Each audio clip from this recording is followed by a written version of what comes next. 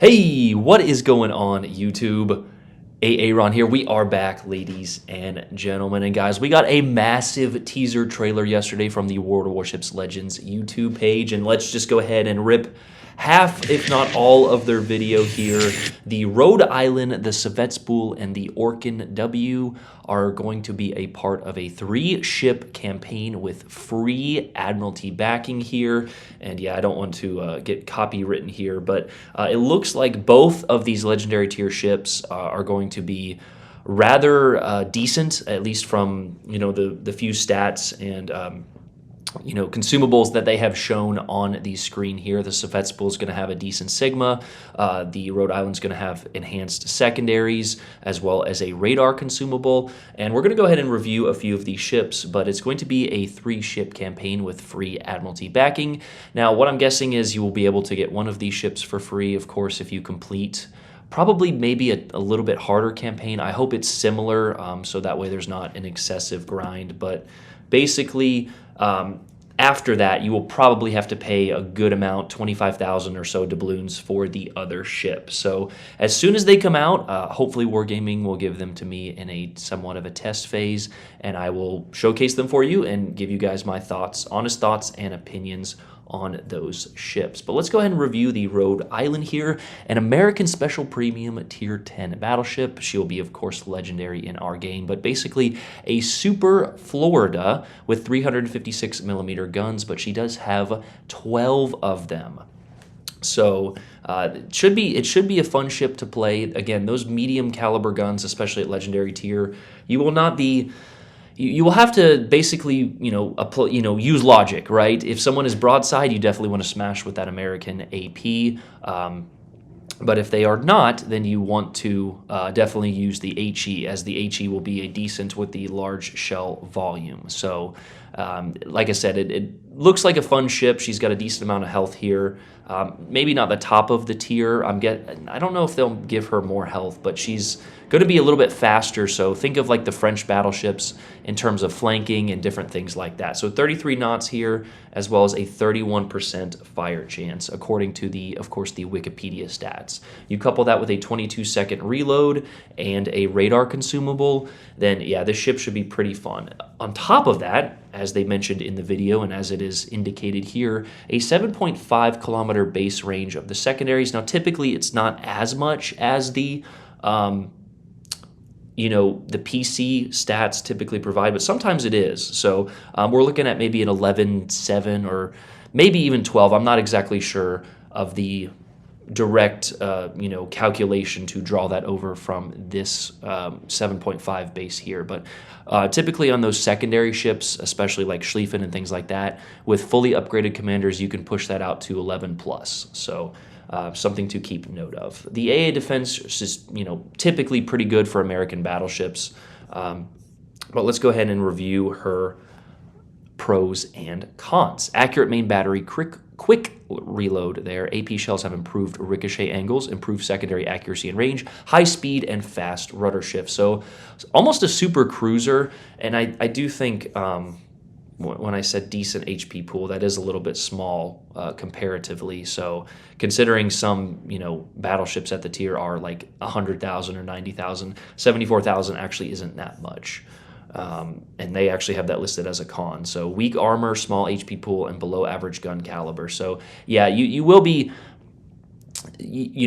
definitely having to apply, some strategy when you are pushing in, because people just get in their German battleships and like, let me just W key right to the middle of the map. And yeah, you probably won't be able to do that with the smaller HP pool for legendary tier. I guess I wasn't applying that to legendary tier because 70,000 is like Iowa. So yeah, smaller HP pool for legendary tier. And again, you couple that with chunky American armor that even if you don't get Citadel, you typically are taking penetrations and catching fires from multiple different angles. So definitely going to want to apply some good strategy utilizing island cover, a bit of your reload, and then pushing in when the situation calls for it. But that is going to be the Rhode Island here. Again, I will link both of these pages for you guys to review. And let's go ahead and look at the SEVASTOPol here.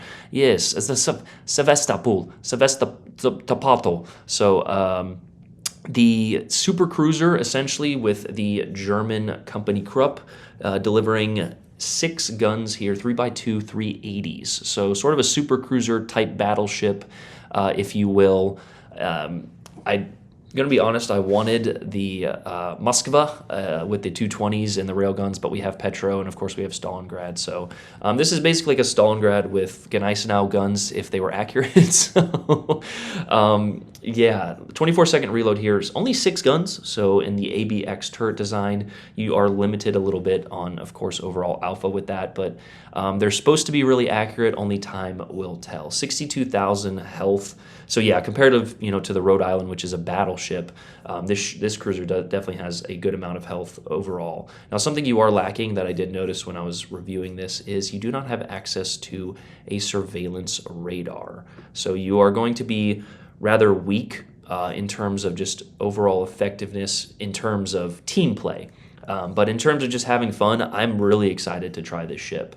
33 knot top speed, you've got a wide turning circle and I'd say average, but probably below average rudder time for legendary tier and for cruisers especially. So firing range of the secondary, 7.3 kilometers there. And does it have a lot of this information? Yeah, 34% fire chance, but you only have 6 guns. I don't know why you'd ever decide to shoot HP unless someone is just pure bow tanking you. In my opinion, you definitely go in, and from what I perceive from the ship, you definitely want to maximize the AP. Yeah, so 11,300 AP max Citadel damage there. So definitely want to abuse that, especially on like other cruisers and broadside battleships. I think the ship is going to sit at a middle ground, in all honesty, of, it's the skill of the captain as well as this, being a decent ship. But again, of course, we're going to get this ship in hopefully right away in the next update and give you guys a quick review as quick as possible here. So shout out to Mr. Hats in my Discord for, I apologize for having a small-time hobby of being working in audiology as a career, I guess they call it, for not having this video out sooner. But anyway here, pros and cons of the SEVASTOPOL large health pool, thick main armor belt with an upper belt capable of bouncing 429mm AP shells, very large gun caliber for a cruiser. It's basically battleship caliber, improved AP pen angles and less fuse time, similar to Petro. Cruiser dispersion, very high AP penetration. Good concealment for her size, uses fast damage control team with shorter cooldown. Best survivability among cruisers thanks to heavy repair teams. So I think that was mentioned in the video as well. You get like a super heal. So despite most Russian cruisers and Russian ships, with the obvious exception of destroyers having pretty large citadels, you are actually able to heal a good amount of that with this heal. So, the PC heal, and I'm assuming we will get some of that, if not the exact same thing. You can mount defensive AA and has access to improved version of engine boost, which gives more speed than the standard one and recharges faster. So I was curious, in the video it looked like that engine boost was a slight different color. Yeah, so I'm not sure if that is due to this different engine boost here. But cons, let's go ahead and review this, and then we'll end this video because it's been too long already. 60-second fire duration, large and vulnerable citadel, prone to receive heavy damage quickly when confronted by 330 plus, slow main battery reload, worst AP and HE DPM, okay. Slow turret traverse, AA is not impressive, slow rudder shift, does not have access to surveillance, as we already mentioned, limited charges of her fast damage control team. So you are basically a Russian battleship with the cruiser commanders. Is what I'm reading into this. So, yeah, like I said, I think the Rhode Island is going to be the obvious choice for this player base. It's an American battleship that will probably have decent secondaries.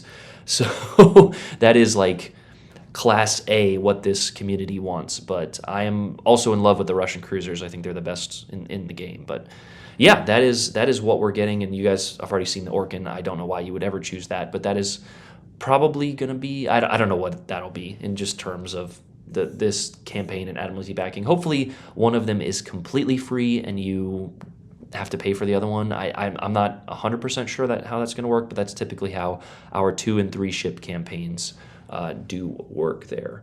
It's going to be really unfortunate if they make the Orkan the free thing and then you have to buy something to get to the legendaries. Old me would have been frustrated that we were giving legendary campaigns away, but honestly, I'm all for it. Give me as many legendary ships as possible.